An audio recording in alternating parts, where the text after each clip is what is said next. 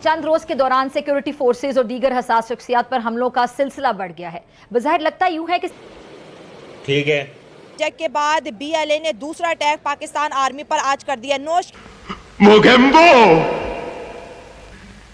खुश हुआ। डिस्ट्रिक्ट जो कि ईरान बॉर्डर के बिल्कुल पास है, वहां पर जिस सुसाइड बॉम्बर ने जी पाक आर्मी के कॉन्वे को टारगेट किया गया और यहां पर जिस बस को टारगेट का निशाना बनाया गया उसमें कहा जाता है कि 90 के करीब जो है सोल्जर सवार थे। 6 से 7 के करीब जो है निहायत अफसोस से कहना पड़ रहा है कि वो जो है शहीद हो चुके हैं। क्या बात है, चलिए शुरू करते हैं। 47 के करीब जो है पाक आर्मी के जो सोल्जर है वो शदीद किस्म के जो है इंजर्ड है। बात ये हो रही है कि जी बीएलए एक के बाद एक हमला कैसे कर रही है। हमारी बहुत बड़ी जो है सिक्योरिटी फेलियर भी है कि हम बात तो सही है जो है बलोचिस्तान में बीएलए को कंट्रोल नहीं कर पाए। कभी हम बीएलए का ताल्लुक इंडिया से जोड़ अरे कहना क्या चाहते हो हैं तो कभी अफगानिस्तान से जोड़ते हैं, लेकिन बीएलए ट्वीट पे ट्वीट करके ये दुनिया को बता रहा है कि भाई इस वक्त अफगानिस्तान हो या फिर जो है बलोचिस्तान हो या फिर जो है इंडिया, हम तीनों को जी अपडेट कर रहे हैं कि खत्म। बलोचिस्तान में इस वक्त जो है बीएलए ने बड़ी स्ट्रॉन्ग पोजीशन जो है बना ली है। बार बार जो है इदारों पर जी हमले हो रहे हैं। ये मनाजिर आपके सामने हम दिखा रहे हैं। ये आखिर पाकिस्तान में चल क्या रहा है। एहसान फरामोश उसी कायद के घर पर हमलावर हो गए, वहां लूट मार चली ना तेरी भी। बलोचिस्तान आखिर क्या चाहता है? क्या 1971 दोबारा रिपीट होने वाला है? क्या ये वही? आप सभी का स्वागत, आशा करता हूँ सब अच्छे होंगे, ठीक होंगे, मस्त होंगे। फिर से बलूचिस्तान ने पाकिस्तान की बैंड बजा के रख दी है। पाकिस्तान की बैंड लगातार बजाया जा रहा है, जहाँ से आ रहा था हमले कर दे रहा है और पाकिस्तान की सेना भागने पर मजबूर हो जा रही है। तो ज़्यादा देर करते हुए नहीं, वीडियो को चालू करते हैं, वीडियो में बने रहिए।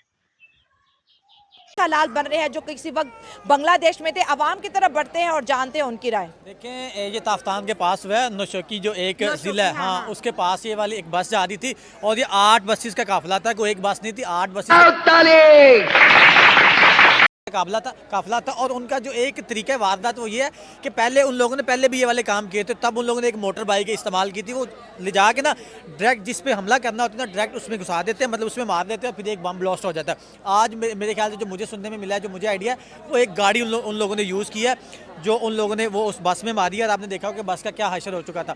मैं सबसे पहले तो इस चीज़ पे आना चाहूँगा कि देखिए, वो उन्होंने पहले बीएलए ने जो एक ट्रेन हाईजैक की, उसके बाद उन लोगों ने आज ये वाला वाक़या कर दिया। उसके पहले वज़ीरिस्तान मस्जिद में बम धमाका हो जाता है, उससे पहले बन्नू में हो जाता है। तो ये पै दर पै जो वाक़यात हो रहे हैं, पकड़ लिया सीक्वेंस। लेकिन इससे एक मुझे ना चीज़ बड़ी जो एक कहते हैं ना अटक गई है, वो ये अटक गई कि चैंपियंस ट्रॉफी जब हो गई है, चैंपियंस ट्रॉफी के बाद से ये वाले मामला क्यों स्टार्ट हो गया। उससे पहले देखना, ये कहावत सही होती है, जिसकी लाठी उसी की भैंस होती है। और तुम लोग जैसी करनी वैसी भरनी पे आ चुके हो। और जिस तरीके से पुलवामा हमला तुम लोग करवाए थे इंडिया में, उसी तरीके से बीएलए ने पाकिस्तान तुम्हारी फाड़ के रख दी है। क्यों? अगर तो पाकिस्तान का माहौल ख़राब करना चाह रही थी, रॉ का बार बार नाम लिया जाता है कि रॉ ये वाला साथ कुछ कह रही है क्योंकि उसकी कड़ियाँ उसके साथ जुड़ रही हैं, उसके मामलात वहाँ पे हो रहे हैं। कह रहे थे कि जी अफ़गानिस्तान में उसका मास्टरमाइंड बैठा हुआ है। लेकिन अगर मामलात ये वाले थे कि पाकिस्तान से चैंपियंस ट्रॉफी जब हो रही थी, तब सारा इंटरनेशनल मीडिया भी यहाँ पे आया हुआ था, इंटरनेशनल टीमें भी आई हुई थी, वो एक बड़ा सुनहरी टाइम था। अगर पाकिस्तान, हाँ, दहशत गर्दों के लिए, कि अगर उन लोगों ने ये करना होता, पेशावर सॉरी इस्लामाबाद स्टेडियम था, कराची स्टेडियम था, लाहौर स्टेडियम था, और बड़ी मूवमेंट हो रही थी यहाँ पे, बड़ी इंटेलिजेंस मुतहरक थी। लेकिन तब चैंपियंस ट्रॉफी हो जाती है, बड़े अमन के साथ चैंपियंस ट्रॉफी चली जाती है। उसके बाद 2-3 दिन बाद ये वाले मामला थे कि बन्नू वाला हो जाता है, ये वाला हो जाता है, यहाँ पे हो जाता है।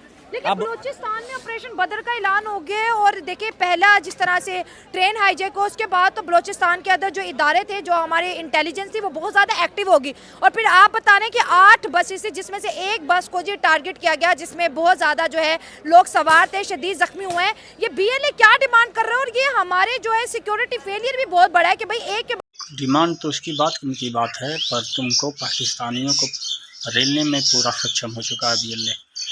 और बीएलए जो भी चाहेगा वो हासिल कर लेगा।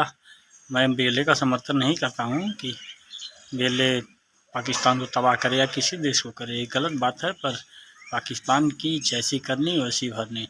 पाकिस्तान को पता चलेगा कि आतंकी हमला कैसे होता है, कैसे नहीं होता।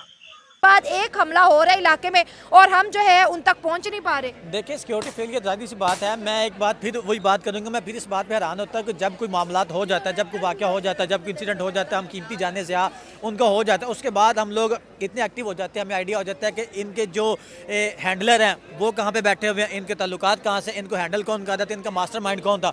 फिर हम बिल्कुल उसकी जैसे कहते हैं ना उसके ग्रास रूट तक चले जाते हैं, उसकी A to Z हम लोग इन्फॉर्मेशन निकाल लेते हैं, लेकिन उसका कोई फ़ायदा नहीं होता। फ़ायदा कब होना है कि जब आप पहले जो मामला तो हो रहा है ना पहले इस चीज़ पे गहरी नज़र रखें कि पहले हमारी जो सिक्योरिटी मूवमेंट है, पहले कहाँ पे जो हमारी इंटेलिजेंस है वो इस चीज़ को पहले क्यों नहीं देखती कि यार ये वाले मामला तो हो सकते हैं। लेकिन जब हो जाता है उसके बाद खबरें आना शुरू हो जाती हैं, ये ऐसे हुआ, ये वैसे हुआ, ये वैसे हुआ।